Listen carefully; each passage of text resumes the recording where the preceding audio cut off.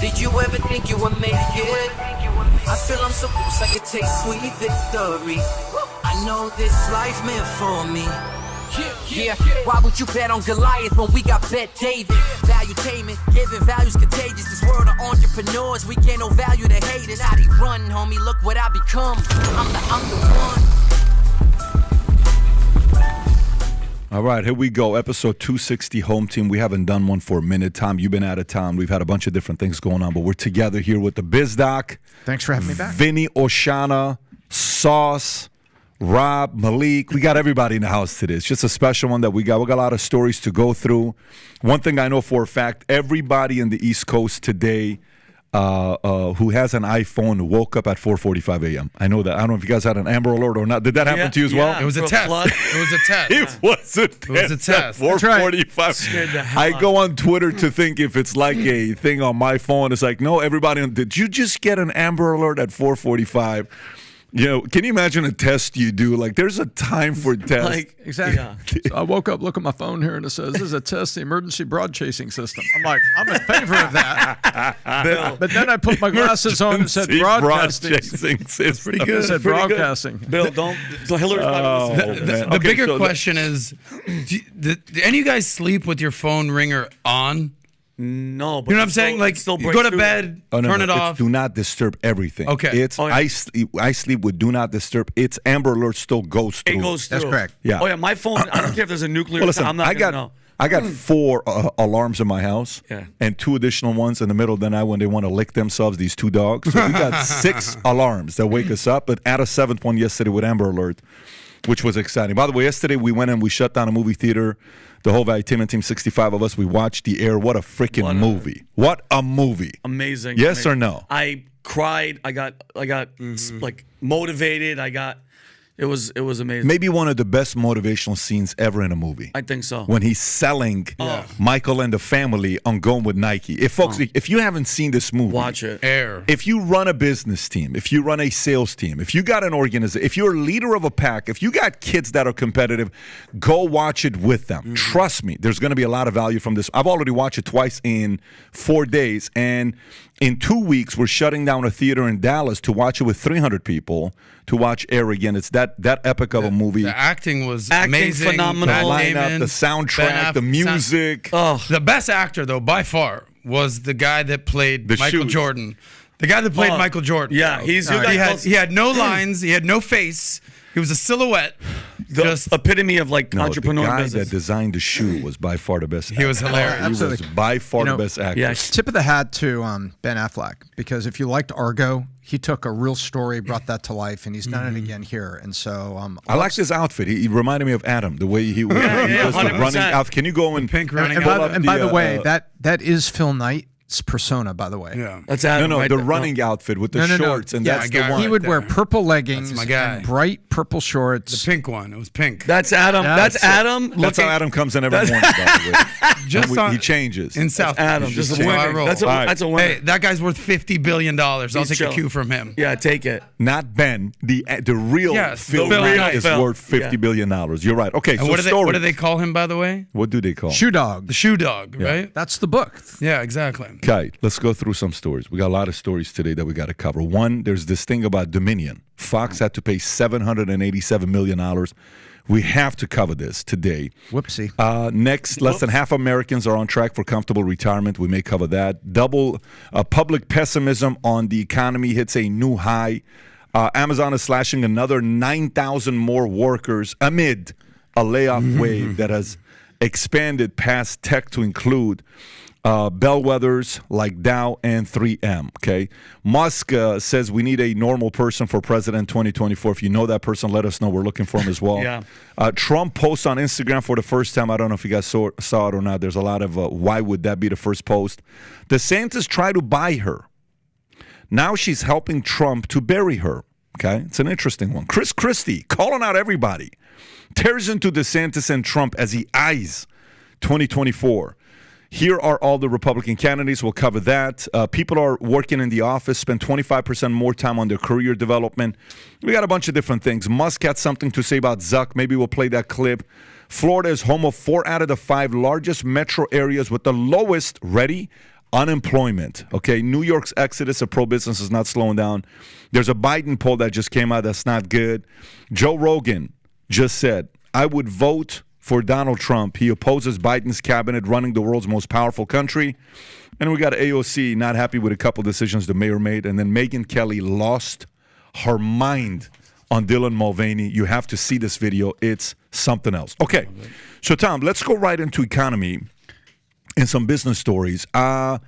Let's talk about public pessimism on the economy hits a new high. This is a CNBC story, page 4, if you want to go to it. So the latest CNBC All-American Economic Survey revealed that 69% of Americans have negative views about the economy, both now and in the future, which is the highest percentage in the survey's 17-year history.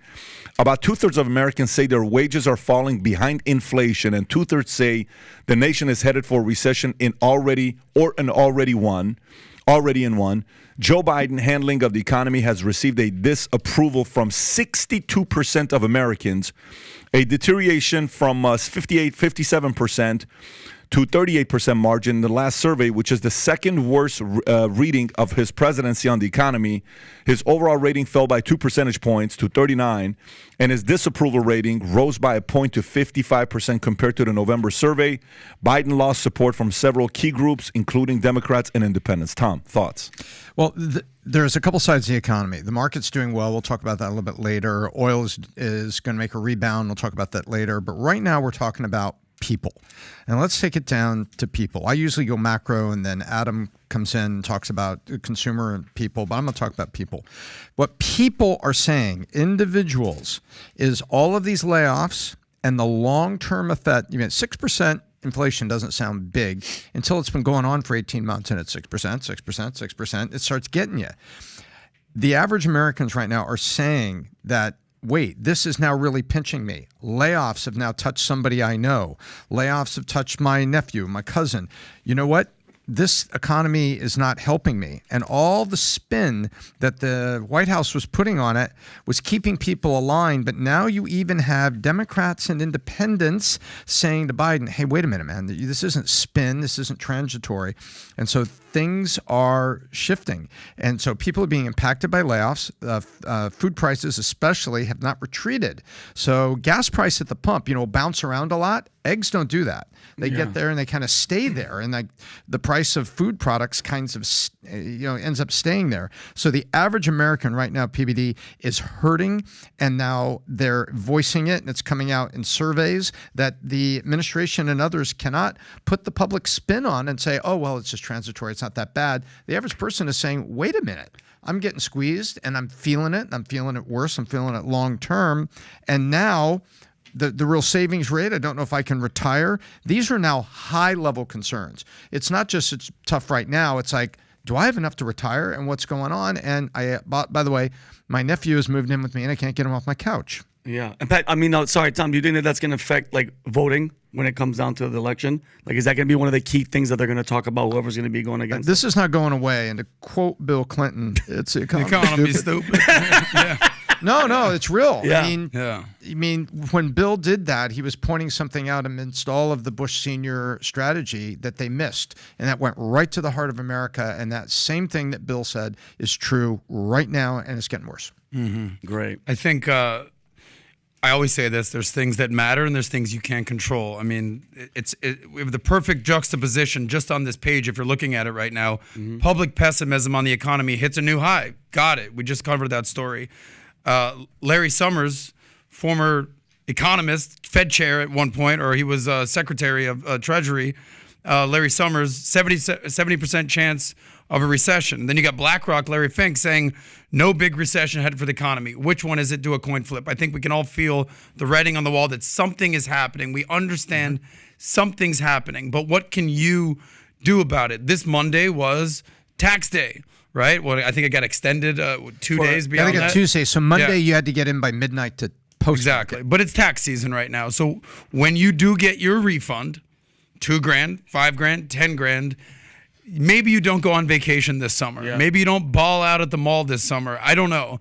Maybe you understand, hey, let me save that money. What is that? Job loss? No, it's 20 billion less Oh, refunds. 20 billion less 20 refunds. Gotcha. billion? On your point. Gotcha. Thank you. Yeah. So during COVID, there was free money flying around. You know, cash is trash.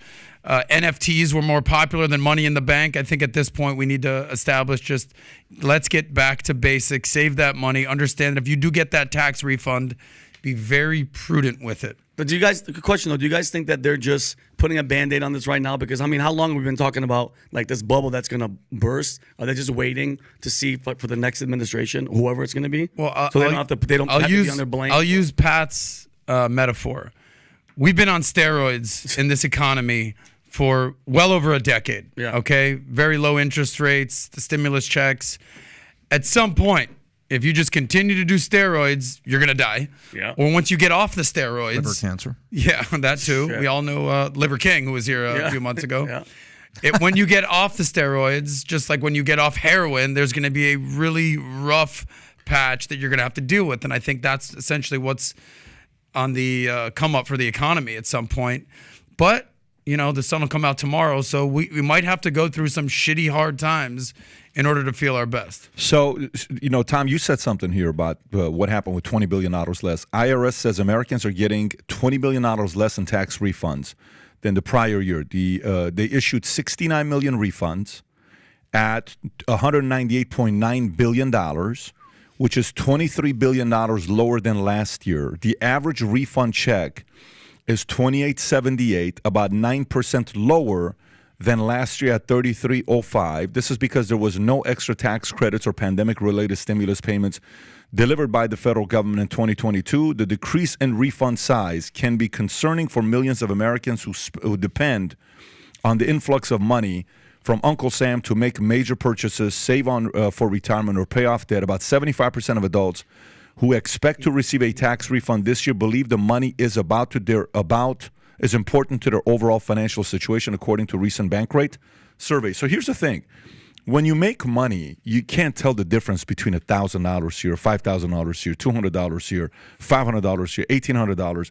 But when you're barely paying all your bills and you got your, kids and school and car payment and debt and all this stuff combined, this $23 billion being less, this directly impacts low and middle income families. Tom. Yeah, absolutely. I saw a chart a couple years ago that showed that once a year, usually in the month of May and June, that credit card balances would drop, and they were tied directly to tax refunds. Everybody gets your taxes in, and they would get $2,000 back or something. That average that you saw there, and that was actually down $500 year over year. The numbers Pat just shared, and so they would drop that, and then slowly over the course of the year, 100 here, 100 there, it would come back up. Remember, we're talking about Americans, average American making $47,000 to $52,000, and so they get their refund back, and then they slowly start using the credit card up again, then the refund would come back and do it.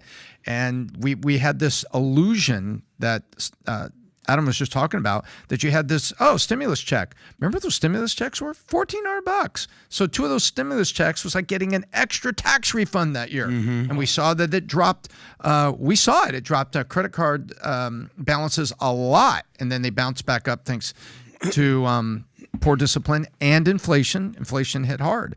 And right now, the consumer is stinging, and we'll talk a little bit later, but the stock market and oil prices are completely different. But right now, consumers, man, they gotta conserve, and they're being conserved at gunpoint, and the gunpoint is the inflation rate. Well, I love this chart, this Fear Greed Index. I'm constantly referencing it. Our friend Malik over there was gracious enough to pull it up. Thanks, Malik. 30 days ago, we did this. Okay. And it was almost extreme fear category. 32, I think. 32 days ago. 30. It says a month ago 30. Yeah, okay. And now we're back in greed territory. And as Warren Buffett always says, be fearful when people are greedy, be greedy where people are fearful. Again, going back to getting your tax refund, be very fearful. Yeah, didn't Bitcoin just crack 30,000? It did. Yep. Bitcoin cracked 30,000. The low it hit was what? 15, 16,000. Right in that range, yes. Right, 15, 16,000. It's at 30 now. So Michael Saylor apparently bought a bunch more Bitcoin, I think about 3 weeks ago or 5 weeks ago.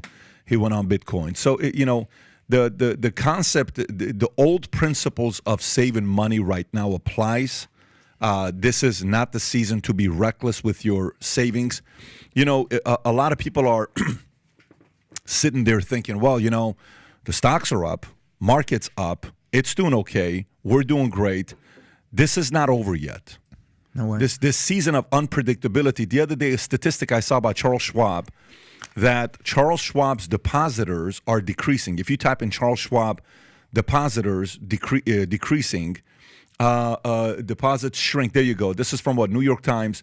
Charles Schwab's deposits shrink, but profits grow faster than expected. Okay, as weird as it sounds, this is one of the names that was brought up by 3 different investment bankers I spoke to, that one of the fears of a bank they're worried about is Schwab. Now, don't get me wrong. This is purely speculation that names are being thrown out. This is one of them.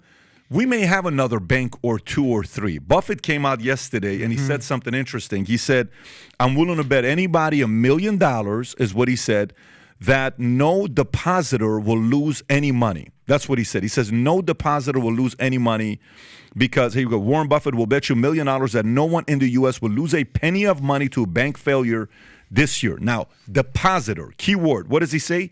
Depositor. He didn't say no bank will lose money. Yeah. He didn't say no investor in the bank will lose money. He said no depositor, right?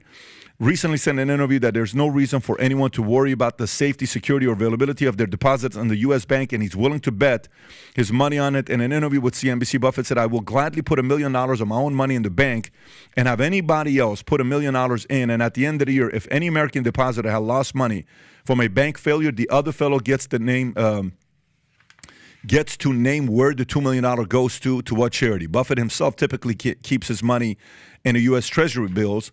The vast amount of money held by billionaire and his investment from Berkshire Hathaway exceeds the FDI's coverage limit of $250,000, which I believe they have 100. Can you find out how much Berkshire Hathaway has in cash right now? I think the number is between 75 to 125 billion, unless if they just bought something. How much does Berkshire Hathaway has in cash right now? $129 billion is what they had 4 months ago. Obviously, this is a March 10th story that's telling you what they had at the end of the year, but they have around $100 billion of cash they're sitting in themselves. So, you know, there is the possibility that something could happen to banks. Does that mean depositors are going to lose their money? No one knows. Here's a part. When you're talking inflation, Goldman Sachs has already said the S&P is going to be flat in 2023. No growth, no returns. Goldman Sachs themselves are going hard into alternative assets, non-duplicatable assets, alternative assets with art. Many institutions have already maxed out 30 to 50% into alternative assets. One of the alternative assets is fine art. Last year, prices rose on average 29% per Barron's. 29%. 2022 was the biggest auction year ever. Highest total from the 3 big auction houses, nearly $18 billion. As crazy as the season was, auction houses did $18 billion, record-breaking last year. And last time inflation was this high, contemporary art appreciated on an average of 20% per year. Again, the last time inflation was this high, contemporary art appreciated at an average of 20%. So having said that, this is a sponsorship to Masterworks, somebody we've been doing work with now for, I think, about a year. I like what they stand for. There's a lot of people that would like to have a piece of art that's $5 million, $10 million, or $1 million, a Banksy, a Warhol, but you don't have the money to go buy something like that, or Picasso. You can now buy a share into any of these art through Masterworks. You do have to be a member. They have 660,000 members, and paintings have sold out in minutes. So if you want to be a part of this, click on a link below in the description. Rob, if we can make sure to do that, to go to masterworks.art/PBD podcast. Once again, masterworks.art/PBD podcast. I highly recommend you look into this. Everyone, their pieces are qualified with the SEC and broken into shares. So it's not like they're doing it without the SEC. It's all regulated industry the way they're selling this. So again, masterworks.art/PBD podcast, or click on a link below. So that's that part. Tom, going back to what we're talking about here with the economy. Okay, going back to talking about the economy here. Amazon has been talking about all the people they're laying off. Well, we're laying off these people. Another 11,000, another this, another that. Here's another 9,000 people they're getting ready to lay off amid a layoff wave that has expanded past tech to include bellwethers now, like Dow, 3M. Here's a full list of major U.S. companies making cuts in 2023. Rob, if you can pull up the story as well so people can see this. Amazon has announced it's cutting 9,000 roles on top of the 18,000 job cuts announced earlier this year, bringing the total to 27,000. Amazon is a large group of major corporations that have made significant cuts in 2023. Meta and Google and finance behemoth Goldman Sachs, the layoffs have primarily affected the tech sector, which is now hemorrhaging employees at a faster rate than any other point during the pandemic, according to the data cited by Wall Street Journal. A site tracking the layoffs since the start of the pandemic, tech companies have slashed more than 150,000 jobs in 2022 alone, compared to 80 in 20 and 15,000 in 21. Let me say that one more time. In 2022 was 150,000. In 2021 was 15,000. And at the peak of the pandemic was 80,000. Okay, so here's some of the other companies that are laying off their people. Rob, if you have this. Open Door, 560 jobs. McKinsey, 1,400 jobs. David Bridal, 9,236 jobs. I didn't even know they had that many employees. Virgin Orbit, 85% of staffers. EA, 780 employees. Amazon, 9,000. Walmart, about 200 employees. Roku, 200 staffers. Accenture's 19,000. LinkedIn, 2,200. SiriusXM, 475. Meta, 10,000. Citigroup, hundreds of jobs. Waymo, 209 jobs. GM, 500 salary jobs. Twitter, 200. ThoughtWorks, 500. Yahoo, 20% of their employees. DocuSign, 10% of their employees. GoDaddy, 8% of workers. Disney, 7,000 jobs. Affirm, 19% of its workforce. Zoom, 15% of its staff. Return to office. eBay, 500 jobs. Pinterest, 150 jobs. Dell, 5% of the workforce. Rivian, 6% of jobs. BDG Media, 8%. Intel, 343 jobs. Splunk, 325 jobs. FedEx, more than 10% of top managers. PayPal, 7% of total workforce, 2,000 employees. IBM, 4,000 jobs. HubSpot, 500 jobs. Dow, 2,000 global employees. SAP, up to 3,000 employees. 3M, 2,500. Spotify, 6% of its workforce, 600 employees. Google, 12,000 employees. Vox, 7% of their staff. WeWork, 300 employees. Capital One, 1,100 tech workers. Wayfair, 1,000 employees. Microsoft, 10,000 workers. BlackRock, 3% of their global workforce, or 500 employees. Crypto.com, 20% of their staff. Goldman Sachs, 6.5% of their global workforce, 3,200 employees. BNY Mellon, 1,500 jobs. I'm about to be done, folks. DirecTV, 10% of management staff. Verily, part of Alphabet, 15% of the workers. Coinbase, 950 workers. Amazon, 18,000. Vimeo, 11% of the workers. And last but not least, Salesforce, 10% of its staff. 7,000 jobs. These are all the companies that let people go. So Pat, quick question: what, like, Amazon's laying off all these people? I mean, people are still using Amazon like crazy. Where are these layoffs coming from? You know who's happy right now? Who? Guess who's happy right now? Who? Shareholders, because stocks went up. Oh, This wow. is one way of making money. Tom, why don't you take the lead from here? Okay, I'm going to make this very simple. Why are layoffs good? I'll make it in one very, very simple thing. You and your wife have had a house that you've had for 20 years. Your 2 children are now graduating college, and you're not sending checks to college, and those kids are no longer home eating. They're no longer on your car insurance. Guess what? You've got extra money each month for the first time in a long time. That is exactly, on a massive scale, what happens when companies lay this off. The market loves it because they say, if you can keep your sales even flat to where you are right now, flat, even if you stop growing a little bit during a recession, it's flat, but your costs are coming down, so you're going to have more profit. It pops the stock price. It moves the market index. Right now, if you were just putting money into cash funds with any of the reputable, organizations, I'm not going to list them, so it sounds like we're favoring one or the other, but any of the reputable brokerage firms that cater to consumers, you just put in a cash fund or in a market. If you look long term, like an S&P ETF, because over the course of time, the S&P has always beat the market on a index basis. But the market loves these layoffs, and they love what's going on. And I'll tell you how much they look. If you're going to decide what to wear when you get up in the morning, you look at the temperature, you look at the weather report, right? Rob, can you pull up the VIX and show this to America? You see here? Where's the VIX right now? 1753. The VIX is a temperature gauge that the market uses of volatility. Over 20 and it's stormy outside, and you will go and you could correlate the VIX being up almost at 35 to banking issues, SVB Bank and stuff. Right now, we've had a spike, and all the layoff announcements you see there in March, Pat, the VIX has dropped down to 1750, so solidly under 20. The market temperature says, hey, it's not too volatile out here. It's actually a good time to invest. That's what the market thinks. And if I could add one more thing, IPOs have been kind of quiet, but IPOs may be coming back. This week, SeatGeek just announced, actually this week, actually it was yesterday. I caught this yesterday, as well as one of my favorite writers over at one of my daily newsletters caught this at the same time, is SeatGeek just filed an S1, which is basically a letter they send the SEC, say, we're going public. And they went out at a $1 billion valuation. And so in the market is going to feel and look different than the consumer news. It's not out of sync. What's happening now is the layoffs are helping companies' stock prices, and even in the recession, and the market is very open to investment, and you're going to see IPOs this year.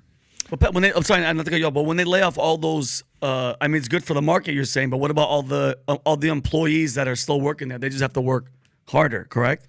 Like those people, if Amazon's laying off all these people, that means somebody has to pick up that slack, correct? Same job has to be done. Well, I think we had a couple stories that were on this, like about people that were investing in themselves, 25% more training that they were availing themselves to. So why are somebody back in the office saying, I'm going to definitely spend 25% more time on training? Why? They want to be valuable, and they don't want to be the next guy on that long list that Pat just read. Gotcha. I think this the classic case of supply and demand over COVID. Who had all the leverage?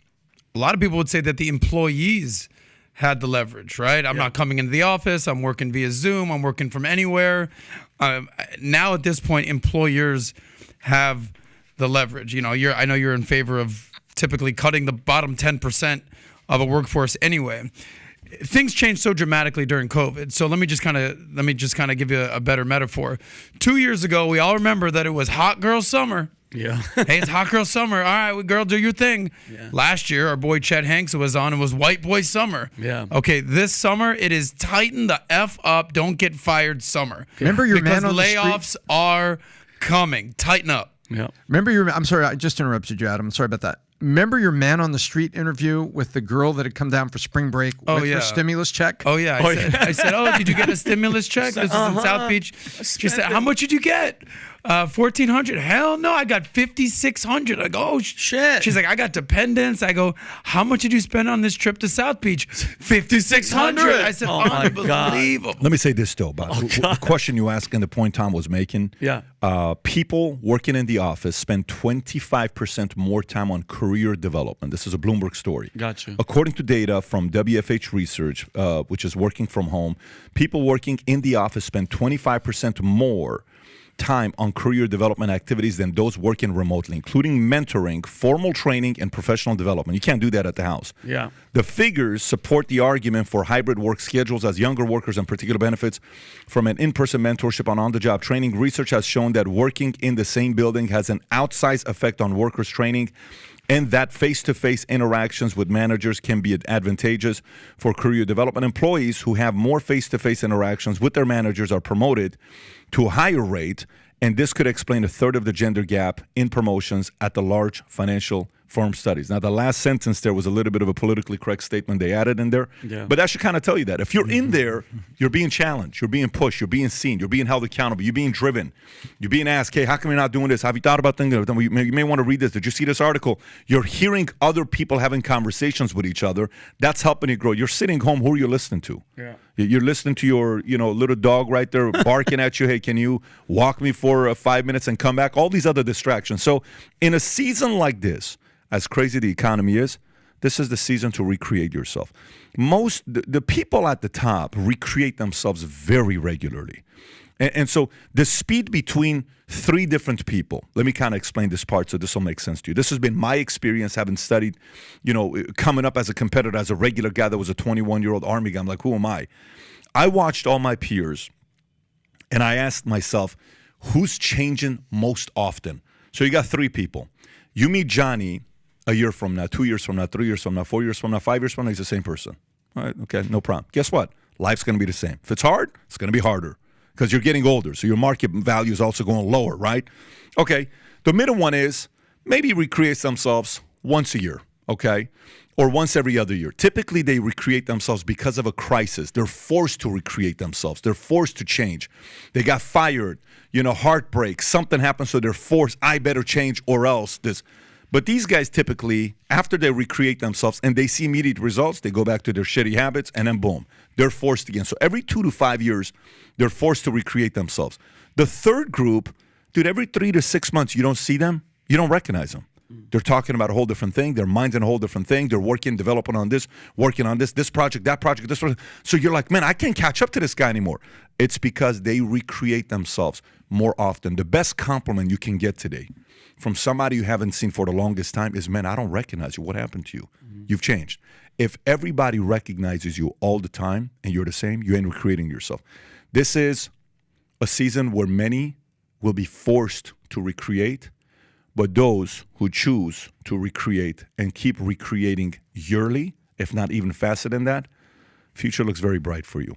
Those who sit around blaming, upset at the economy, frustrated around the things that they have zero control over, I just hate to say it to you, 2023 is going to be hard, 2024 is going to be harder, 2025 is going to be harder, and life's going to get harder and harder and harder and harder and harder if you don't recreate yourself.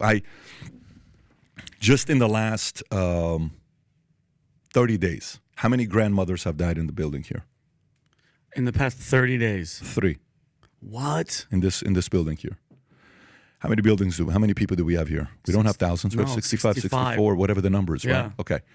So as you age, first goes grandma, grandpa, then goes aunt, uncle, then goes parents, then goes peers, then goes siblings, then goes you. And you age, you're more surgeries. My dad's at the hospital again today. You have more things you got to get checked out. You got to go do a lot of different things. Life gets harder as you age. The worst thing you can do is knowing those seasons are coming is by adding even more hard things to it, by not improving and being proactive. This is the worst season to be reactive only. The people that are suffering consequences today are those that have stayed in reactive mode for the last 10, 20 years. All you've been doing is reacting to the economy, reacting to a war, reacting to inflation, reacting to gas prices, reacting to the economy, reacting to 129, reacting to Trump, reacting to Biden. And a few people around are sitting there saying, man, when are you going to stop just reacting and being proactive? When are you going to stop being freaking just reacting? And you're wondering why life is getting harder. Dude, my dad, craziest thing, Sunday we're talking. And he's having a conversation. I don't know who he's talking to. I think he's talking to, there was 2 people there he's talking to. And At your house. my house. He says, I was 21 years old when I got out of the army. He says, okay, shiluch lush, azach, ikabruchshech, atanenuch, azach, put your shoes on, we're going somewhere. Where are we going? I'll tell you, let's go. So we go to the forest lawn. I said, why are we at the forest lawn? He says, we're buying these 6 plots. I said, Dad, what are you talking about? You're 60 years old. He says, we're buying these 6 plots. And he bought it for like $1,600 a plot at Forest Lawn. By the way, they're each $15,000. Ridiculous. Today. Yeah, that's when Michael Jackson's buried up there. So he buys them. He says, why? He says, we're going to be ready. When the day comes, you don't need to buy my plot. I bought my plot already for you, and you can be right next to me. And da-da-da-da.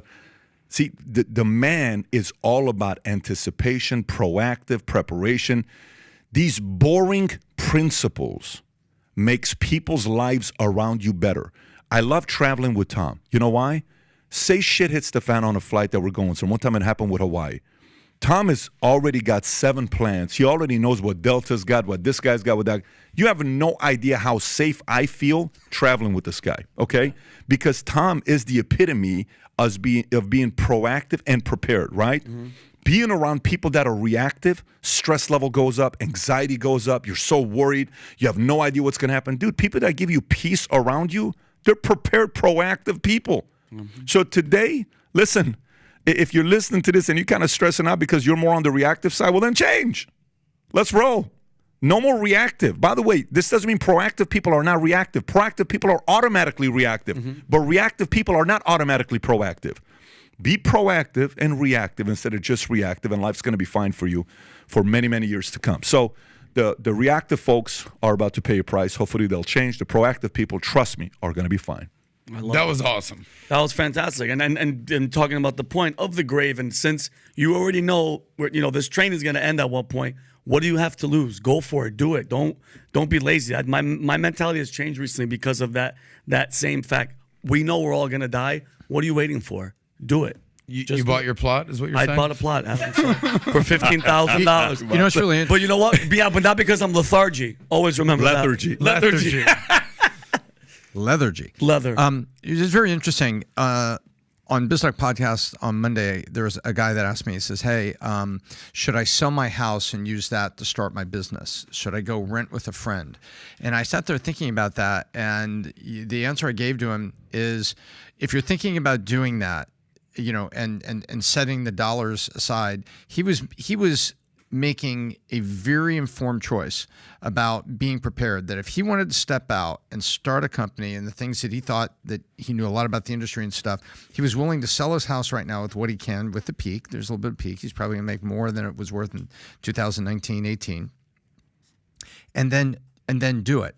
And there's other people that talk to me and says, hey, I've got about $5,000 and I can put about $7,500 credit card. That's $10,500. And I'm thinking of starting a company doing this and this. I always tell those people, don't do that. Yeah. Don't do that, because there's so much risk in starting a company. Don't do that. You got to go in and be prepared. And I had this guy go, well, then I'm going to save the money, but my lease is coming up and I'm living by myself. I have a buddy. I think I'm going to share a smaller townhouse with him because it's going to lower my monthly. And I'll just start saving because I think I could stay ready for this. I've added it up. I could save about 20 grand over 2 years, and maybe I'll start the business with that. And I'm like, bingo. Smart. Or maybe don't start the business and he's got 20,000 saved. Now he's got the discipline of saving. So the preparation that we're talking about, you can be preparing now. You can look around at your expenses right now, and you can make decisions right now about preparation. There's a city that you can be a millionaire and be broke. Guess what that city is? What? New York City. Let's go, baby. Let me tell you, New York ranked wealthiest city on the planet with 340,000 millionaires. All complaining. Has the highest concentration of resident millionaires at 340. Tokyo, San Francisco, Bay Area followed in second and third place respectively. London dropped to fourth place on the list with 258, and followed by Singapore to 240,000. The report focused on people with net worths of $1 million or more. The ultra wealthy lost $10 trillion or 10% from their net worth of 2022, driven by global economic uncertainty, the energy crisis, and the war in Ukraine. New York is also the home of the most centy millionaires, 100 million plus, while San Francisco Bay Area is home to the most billionaires globally. China's Hangzhou topped the list of the fastest growing cities when it comes to resident millionaires over the past decade, with millionaire growth of 105%. So if in New York City, Rob, if you can pull it up, let's pick a city. Okay, let's pick a city. Go to Realtor.com, okay? Go to Realtor.com and let's do New York City. Just type in New York City, okay? Mm-hmm. And, New York City. And go up and property. Are you on rent or you're on buy? Click on rent all the way at the top. Go on rent. Yeah. So New York City, search that. Let's see what rent is like in New York City. All right, zoom in right there. Let's see what that looks like. 3,000 to 7,000. 3,600 for a 427 square foot place. A studio. By the way, this is 427. This is nuts. This is like 427 square feet. So this in New York is $3,700. The second one, you're paying $4,800 for a 494 square foot space. Okay, keep going lower. Let's just see what. By the way, 63rd Street is right up with Central Park. Central Park starts at 59th. Dude. So let's look at the cheap one right there. That one is what, 2,600? What city you have to is live that in the kitchen, though. You see that? You have to live in the kitchen. Yeah, keep going down. Keep going down with rent to see what it looks like. 5,000, 3,000 starters, $3,895 for 375 foot square foot place. 42. See that building to the left? That looks like that looks like a lot of different things. But that's a factory in Cleveland. Yeah, built 352 square foot place, guys. This is 352 square feet. Let me say this one more time. This room is 352 square feet. So you're in the studio. You Give live or in take. one room. This could Oh be my 400 God. square feet. You would pay $4,200 for this in New York City. No so way. you have to be a millionaire in New York City to barely Gotcha. make it. Make your studio If you're apartment. not, you got to live like an hour out, 30 minutes out. And that's including the traffic. Or so. Pat, have roommates in that little room. Like, hey guys, you all 4 put people. You got that corner, you four got this corner, this corner. Here we go. I know people that literally dude. do that, or you build a fake wall wall. It's $1,000 in each. between Yeah. 2 bedrooms. I've seen it all. Oh Pretty my wild God. with your I love New York City. They already have roommates. So Right? The visit. rat. Yeah, I'm from Yonkers, New York. I'm happy in Florida. Well, I'm about to go Period. to New But listen, here's what I like. Go You ahead. know what I love about New York? There's something about the Yankees, right? There's something about, when I think about baseball cards, I think about New York Yankees, Mickey Mantle. I think about Steinbrenner. That's an owner. To me, when I think about owners, I think 2 names. Him and Jerry Buss. Those are the guys that just set the tone with what they did, right? The city, the fight, the dog fight, the culture, that whole thing, yeah, you would look forward to going. I'm about to go to New York in a couple weeks, by the way. The top restaurant there, 11 Madison, right? The guy, Unreasonable Hospitality, that is there. They're doing $18 million a year, one restaurant, okay? Turning it into the #1 restaurant in the world, 3 Michelin star. There's so many things you can sell about this place. Here's the crazy part. You realize if New York City got a governor that ran for 8 years, and he cleaned house with taxes. He cleaned the streets and made it safer. He made it great for startups to go there.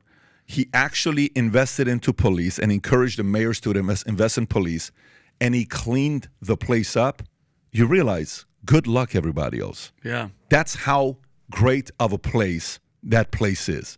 But unfortunately, nobody is saying anything about the people of New York, the fight of New York, the DNA of New York. Anytime I got a sales guy recruited in LA, in Texas, anywhere that was from New York, I preferred it because you can challenge him, you can push him, you can kick his ass. He didn't give a shit. Matter of fact, he did better the more you did that with him. Yeah. There's a certain energy about people from New York. They negotiate in a more straight up way. They're just kind of like, hey, here's how we do this. No problem. It saves a lot of time versus, well, let me tell you. It's a very easy way to do business, but unfortunately, what they're doing right now, it's not slowing down. And FYI, this whole concept with Florida that they're saying, people are not going to be moving to Florida anymore. Page 13, New York exodus to pro-business Florida is a hot trend that won't simmer down anytime soon. Okay, this is a Fox Business story.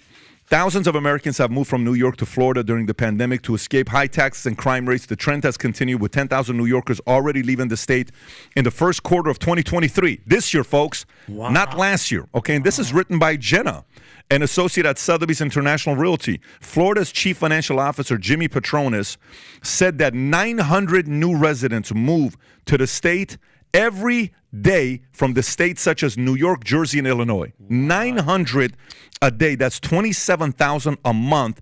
Florida is proving attractive to home buyers because of its lower taxes and pro-business environment. Democrat-led states, including California, Illinois, New York, saw the biggest decline in population while being home to some of the highest tax burdens in the U.S. Yeah, I mean, the secret's out. I've been experiencing this for 2 decades now about New Yorkers coming down for New Year's, coming down for vacation, coming down to have a great weekend here. And I would always ask them, I'm like, what would it take for you to move to Florida? They're like, no, Florida's like, vacation, come in the winter. This ain't for me. I don't know. And now we're starting to see, they're like, no, I'm here. I'm here for good now. Yeah. Secret's out, whether that's because of COVID and all the lockdowns because of that, because of the low taxes, business friendly, DeSantis, Mayor Suarez down in Miami. He's been a major element of this. And here's what I always tell New Yorkers, kind of like what Pat was saying about their grit, their grind, their hustle, their stick-to-itness. It's like if you keep that attitude that led you to have success in New York, in freaking Miami where they're running at Cuban time and they just God. everything's going like you're going to run circles around the people here. And they're doing it. So Yeah, you'll own the city. I mean, listen, the DNA doesn't leave you. The DNA of a fighter that goes to any place. Like I remember one time I came to Florida and I was speaking at this Deerfield office, and they said, "Well, Patrick, half the salespeople showed up to the meeting late." I said, guys, what the hell was this all about? And they said, oh, Patrick, we're on Florida time. I said, I don't give a shit what time you're on, okay? If you ain't on time, close the door and get out. No, that's not how it's ran in Florida. If I'm running this meeting, get out. So like, are you serious? I said, yes. I said, come here with me. Open up the, what do you call it? The, not the blinds. The glass? The drape, whatever the drapes is on the window. Drapes. Yeah. And I opened it up. I said, look outside the window. I said, how many buildings you see out there? I said, count them. They're like, you seriously want us to count? I said, you get the point. How many buildings you see out there? Hundreds. Okay. Who built those buildings? Did somebody build those buildings that came in late at 11 o'clock? How much work did it take to build those? I said, so don't give me the shit about there's Florida time. No, those buildings were built by killers, and somebody paid millions of dollars to buy those buildings. Killers are in every city. It's just you guys are not the killers right now, and you're lazy and you're tired, and you're buying this excuse. You take a killer from L.A. to New York to Iowa to Boise to Wyoming, even to Chaz, Washington, outside of Portland, that no longer exists. They're going to whoop some ass and lead. Leaders lead everywhere they go. So the New York DNA, Florida, saying, come on down here. Wasn't DeSantis giving $5,000 bonuses for cops to come down here? Yeah. Yep. It was And a they were bonus he was coming. giving them out, right? Yeah, and they were coming. Good too. for you, of Yeah. course. And this is not going to slow down, by the way. Tom, any thoughts on this? I think If you don't have any thoughts, we can go to the next story. He's like- I got like 5 thoughts on it. And the first is I think what you're seeing in here, I mean, good grief, unemployment, 2.5%. You know, in the 2.5 or 2.6%. Pick a city in Florida, major ones, Jacksonville or Orlando. Jacksonville is actually the biggest city in Florida, by the way, not Miami. It's the port not city, Orlando. right? Port It's town. the port Yeah. city. They had a Super Bowl there. They got an NFL team there. There's a lot going on up there.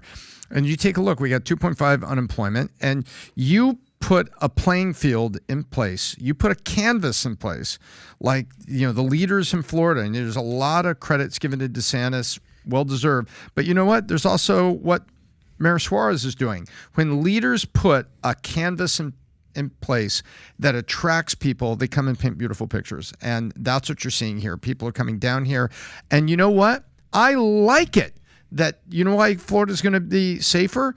Because I like a few New York cops down here. I want New York cops to be on the police force down here. I want them to be happy, and then I want their attitude. I want their focus. I don't want them to be laid back. I love what's happening here. We had a guy This that is just why I came here. We had a guy just gave a super chat, the crypto tainer.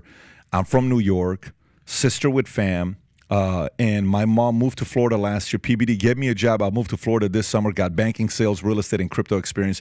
Send your resume to info@valuetainment.com. Once again, send your resume to info@valuetainment.com. We're always looking. We have right now, I don't know how many job openings we got right now, but we're hiring left, and we just brought an editor-in-chief that'll start, I think, a week from today or 2 weeks from today.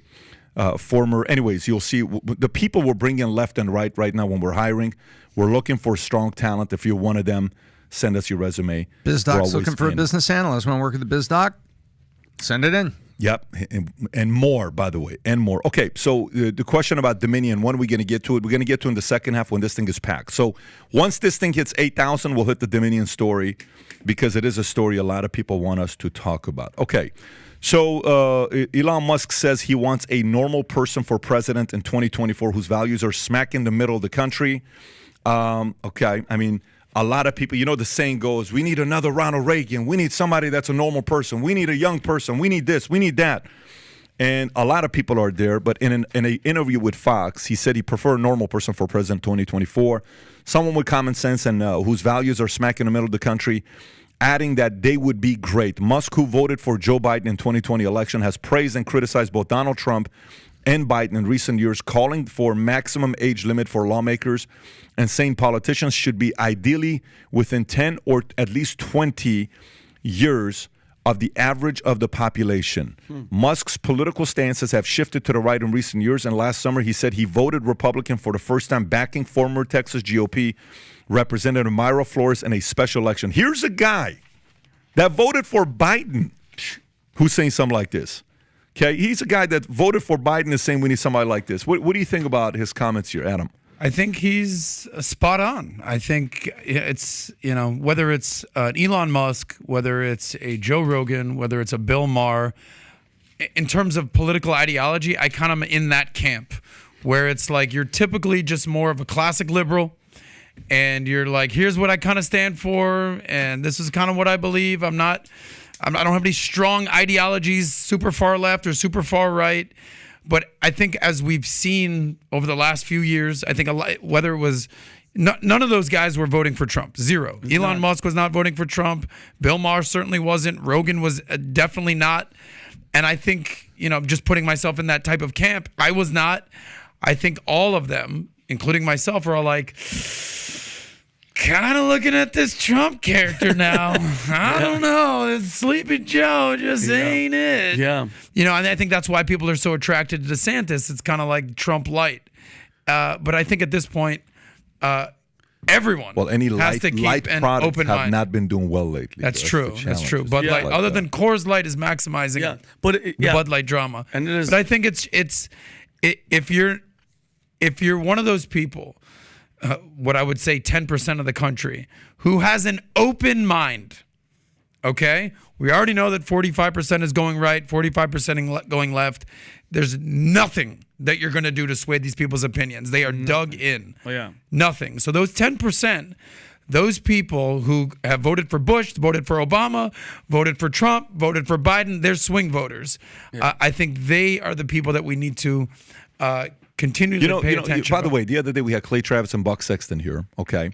And good guys. We were having a great conversation with them. They're more on the DeSantis camp. They want DeSantis to become the president, which more power to them. DeSantis, a strong leader, great guy. That's the reason why we're in Florida, if you really think about it. The reason why all of us are in Florida is because of Ron DeSantis, okay? Well, me mostly because my parents had sex here 40 Well, years ago. no, you were in Dallas and Addison. And then you ended up moving from Addison back to Florida because we moved to Florida. So you were out. What I'm saying is we moved back because we said we're moving there because of policies, because we were going to go to Greenwich, and then Ron brought us back here.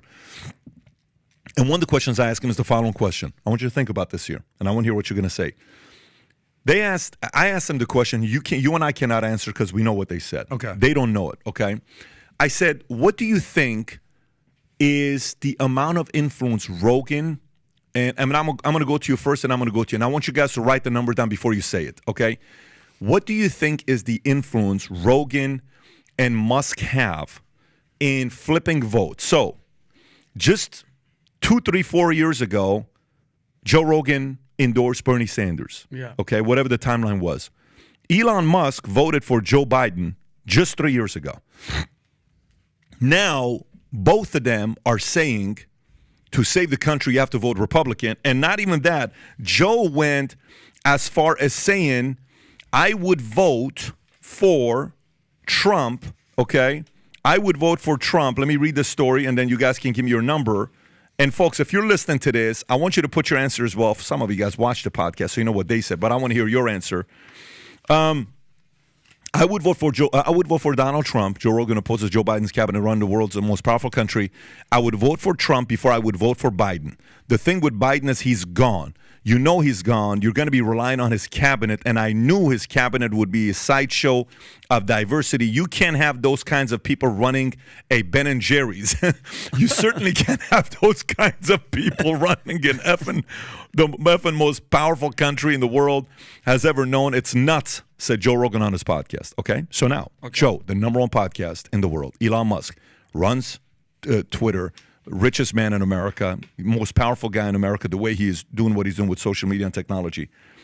If they say vote Republican with Elon's 140 million followers, Joe Rogan's podcast, how many votes can they flip? How many votes can they flip? Out of influence. Out of how many? So all you have to do is you have to say, 100,000 of their votes that they would follow their lead to go a libertarian like Joe Jorgensen, or a Democrat to now saying I'm going to vote for Trump because Joe Rogan said vote for Trump, because Elon Musk said vote for Trump. If these guys smarter than me are saying something like this, I should consider it. How many think will flip? I'm going to go to you first. I mean, I think, like percentage-wise? No, number. Because remember, Trump lost 75 to 81 million. Wow. Okay? Yeah. Trump lost 75 to 81. Am I saying it correctly? Yes. 75 to 81 million. Yeah. So how many of that will flip just because of Joe Rogan and Elon Musk? Wow. 10 to 15 million.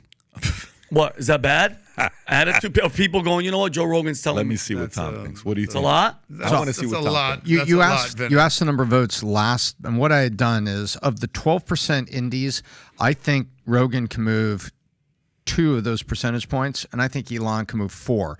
That's That's a big number. so I'm saying Is that, if- that's if how you big give- is that number. compared to Oh, no, number? that's a No, big no, number. I'm saying if you give each of them 2 and 2 of the 12 indies in the middle, I think Rogan and Elon, if they're on the same side, they'd move 2 each. I Okay. think you could move 4. So how many percentage million points. is that? Go to 2020 total independent voters. Total independent voters in 2020 election. Yeah, you just take the total voters and do 40, 43, and 43, and Let's see everybody what else is that in the is. middle. Total election So how many people voted? It was like 156. Yeah. Is that correct? 150, 75, and 81. So 75 and 81 is 151 million. 156. So the middle was probably 20 million right there in the middle. 15 and half of 15 is 7.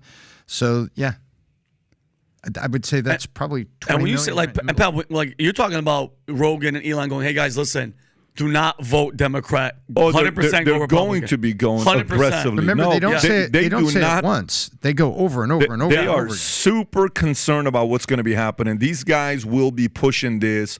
You know, I wouldn't be surprised if DeSantis is on Rogan's podcast in the next 3 to 6 months. I wouldn't be surprised if possibly Trump meets with Musk and they have a meeting. And I wouldn't be surprised if some of those things happen after they know who's on the right. So if it's DeSantis has got to be on Rogan's podcast. If they haven't already had the conversation, that is a must. But here's the point, Tom: 2 to 4%.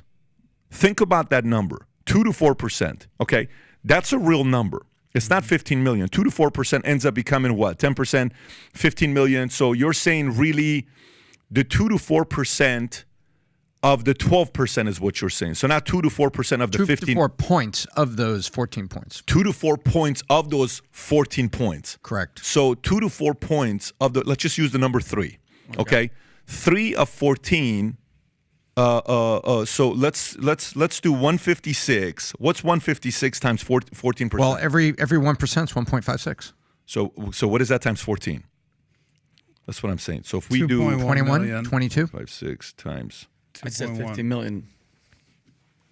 21 is what you're doing. Yeah, like 21 people that are honestly in the middle, and that's your swing that we've all know about. Which is 14% or 13%? Right around there. Okay, let's just say 13%. Yeah. So that's 20 million. Okay. 20 million, you got 2% is 4 million. That's not enough. But 3%, it's game over. Okay. You know what Clay Travis and Buck Sexton said? He said only 100,000. No, he said 1 million. No, they said 100,000. Can you, Rob, do you remember if it was 100,000 or 1 million? I don't remember. Can you, while we're doing this, is there a way you can find to see what they said? Well, See if you can. I remember them saying 100,000. let me give you a little different perspective. The what do they call the general population, or when you win the General election? population? What is it called? Not when you win the electoral college. When The you win popular the vote. popular vote. There you Yeah. go. That's the word I'm looking for. Yeah. That to me is irrelevant. It's irrelevant because you're not going to swing 5 million voters or 10 million voters, even 2 million voters. You need to swing 100,000 voters. In Wisconsin. Find me Another 11,000 votes in Georgia. We all know what happened there. Okay. Find me 20,000 votes in Wisconsin. Find me 10,000 votes in Pennsylvania. Yeah, they Find said me 100,000. Did they say that? Yeah. Okay. So that's essentially what it comes down to. Whatever the swing states are, we all know that it's 51-49. It's 50.6 to 49.4. It's so close. It's so razor thin that you don't need to swing millions. Either side, by the way. You need these swing states, these swing cities, these districts that can go either way.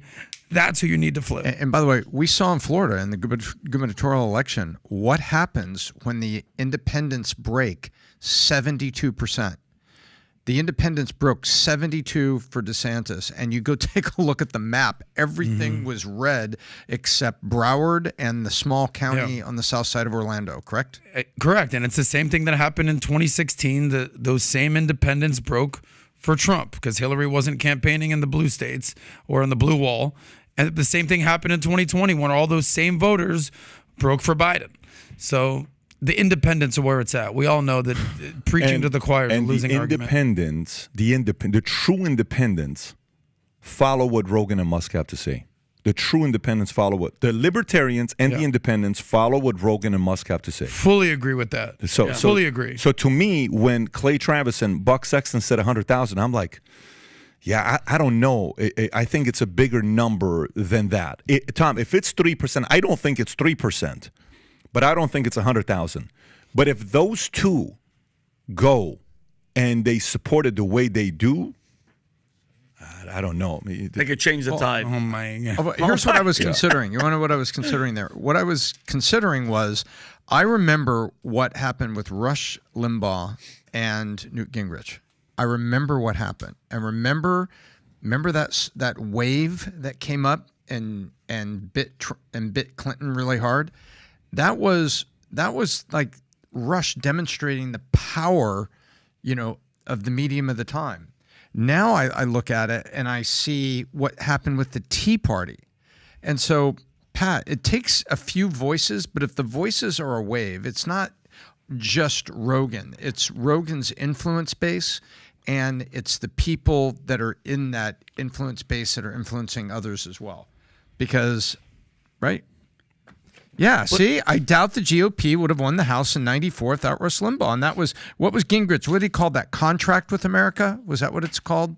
I think it was his new thing. Anyway, regardless of what it was called, the point was there was a spark that pushed this thing over fast. And the same thing happened with Tea Party. So when things get tough and there's a real stark choice, America voters can be moved. What a point you just made. Listen to this. Without Rush, I doubt if we would have won the control of the House in 1994 because he clarified the issues. Gingrich explained. He gave our candidates arguments to run on. He created a huge number of people. His impact was more than the 20 million listeners a week. It was all the people they would go talk to. Wow. My guess is that the ripple effect of Rush was more than 80 to 90 million. Exactly. That's exactly what I'm saying with Rogan and Musk. That's exactly what I think. This is going to be bigger. I think this is going to be, if Trump or DeSantis can win those two guys, which DeSantis, they've both won over. I mean, he's won both of them over. Both of them. Their team, DeSantis, is where they are. Obviously, Musk doesn't want somebody older than 70. His number was 69. Even younger than that. So and not, he loves that 69. His 69 is more because anything to be less than 70. Anyways, okay, so we'll see. I think it's going to be a bigger number. I think I fully see that part where you're training the trainers to go out there and talk. Like, we're having a meeting in 2 weeks in Dallas. 3,000 people are going to show up. It's called Train the Trainers.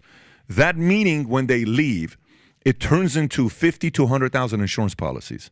We didn't sell any policies that week. Wow. We trained the trainers to go and find them. Now we have 350, nearly 400,000 policies we've written in the last 13 years, right? So that is the effect of what they leave and what they do. Okay. And it's not just really fast. But it's kind of weird that we would need those people in the middle need that influence from Musk or Rogan. When can't they just open their eyes and see what's happening and how horrible this administration did? But here's the difference. Think about how much people go and say, I need a Oprah Winfrey endorsement. But actually think about how Oprah Winfrey endorsed Fetterman. Yeah. Here's how she endorsed him. She says, look, I know Oz is somebody that's worked with me for many years, and I know everybody's expecting me to support Oz, but I'm supporting Fetterman. I think he's a good guy. I think he's this. Versus the difference between the way she endorses and Rush or Elon or Rogan endorses says the following. Listen, I have a heart. Look at Rogan. What did Rogan say? Rogan said what? How did Rogan explain why he would vote for Trump? Said the shit show in the cabinet. He said, I would vote for this because you're going to be relying on his cabinet. And I knew his cabinet would be a sideshow of diversity. You can't have those kinds of people running a Ben and Jerry's. You certainly can't have those kinds of people running a country, the most powerful country in the world. So that is an issue he's given to say it was so much about diversity that you didn't pick the best leaders for the job, right? So the average person listens to that and says, that's kind of right. You just chose diversity. You can have that. So the way Oprah does it is, yes, I support, it's great, versus the way these guys are going to do it is it's going to be issue-driven. If it's issue-driven, kiss it goodbye. Go to the Newt Gingrich story with Rush Limbaugh, 80 to 90 million. Anyways, let's go to Dominion. You guys ready? Let's go. Let's talk Dominion. Okay. Fox to pay $787 million to settle election suit, Dominion says. This is a Bloomberg story. Fox News has agreed to pay $787 million to settle Dominion voting system defamation lawsuit when alleged that the network aired bogus claims that Dominion rigged the 2020 election against Donald Trump. Evidence uncovered in the case showed that Fox News executives and top hosts like Tucker Carlson privately derived the conspiracy theory as loony even as they promoted it. The settlement ends the possibility of a trial in which Rupert Murdoch, the chairman of Fox Corp, and his son would have to testify about their oversight of the network's new presentations. The settlement allows Fox News to avoid having to flatly apologize, which means neither Tucker and the other folks won't have to apologize. Fox News, Tucker Carlson, Sean Hannity won't have to apologize on air about Dominion. The host will avoid being grilled on the witness stand and won't have to issue restrictions or make any other statements on TV, even though the network acknowledged false statements were broadcasted. The falsehood claims that Dominion made by then-Trump lawyer Giuliani and Sidney Powell, who appeared as guests on several Fox shows, pushed a false conspiracy theory about Dominion flipping votes from Donald Trump and Joe Biden. By the way, this is a very, very big news, okay? So here's the problem with things like this. I'll give you my feedback, and then we can process it together. My problem with something like this is, one, I love the fact that there is a form of accountability, okay? The slippery slope is anytime a lawyer has a case that becomes a precedent and that's the standard, well, then guess what? Everybody else is getting a phone call. Mm-hmm. When these guys indicted Trump, what they don't realize they did, for the next 300 years, if there's still a country here, Republicans will always be able to say the first president that was indicted was by the Democrats. So if a future Democrat tries to say, this is not a good look for the country, we look divided to the enemy, hey, Democrats, you started it. And forever they're going to be able to say that. You impeached the guy 2 times and nothing happened just because Nancy Pelosi celebrated the fact that they impeached him just to humiliate him is what they did. Okay, now, they may say, well, what do you mean? He humiliated us for calling us fake news. He wasn't wrong. You were fake news. You said Russia, whatever. Hey, is there a lawsuit with Russia for you? So this may cause Trump to go sue CNN with Russia and MSNBC. And then his lawyers may say, well, look, if you did Dominion, you did this to my career. You cost me this much money with my businesses. My numbers happen, this, that. There's a lot of things that this, if this is happening right now with Fox, guess who's worried? CNN is sitting there saying, oh, NBC is sitting there, ABC is sitting there, Morning Joe is sitting there. All of these guys are sitting there as much as they're so happy because this is such an in-your-face. You know, this is kind of like, you know how a sports team dominates everybody in a league and they hate them, and then finally something comes out, Deflategate. I told you, I knew New England Patriots couldn't win, and then New England Patriots comes back and wins again and again. Yeah. I told you the Astros cheated, and then they come back and they win without me. Yeah. I told you this.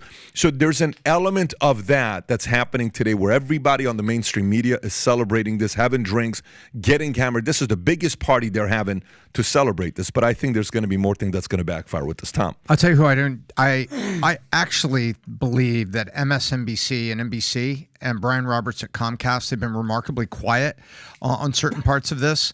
I think they're concerned, and I'll tell you why.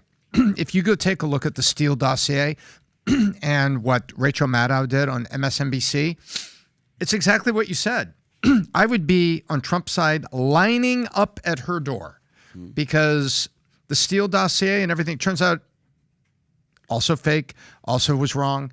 And so duck. And I think MSNBC probably doesn't like this precedent because of the way that they played Russia and the Steele dossier. To pick one, just one. Yeah. Well, I'll give you my little 2 cents right here. Well, obviously this is the #1 story across every single cable news outlet except for one. Yeah. Take a wild guess who's not really covering this story. CNN? No, Fox. How about that guy? Yeah. Well, as it turns out, we can go down the list of CNN and MSNBC fake news, Russia, scandal, Ukraine, Everything. impeachment, fake, the list, fake. The list is too long. Turns out it takes two to tango. And it turns out Fox News is peddling fake news stories as well. Or else they wouldn't settle for $787 billion. Million dollars. Apologize about that. Still a lot. The lawsuit was $1.6 billion. They settled for half, $787 million. By the way, guess how much cash they have on hand, Fox News? How much? Take a guess. So we just established that Berkshire Hathaway has $100 billion? Yeah. 2.1 billion. My numbers show $4 billion. Okay, there you go. Okay, so All what right, I'm saying just is, guessing. They've had to give up 20% of their cash on hand. That's a lot. This is no joke, Yeah. guys. Yeah. Fox News. This is not a good look for Fox News. The biggest question is, how will this affect 2024? Fox just paid the price for this.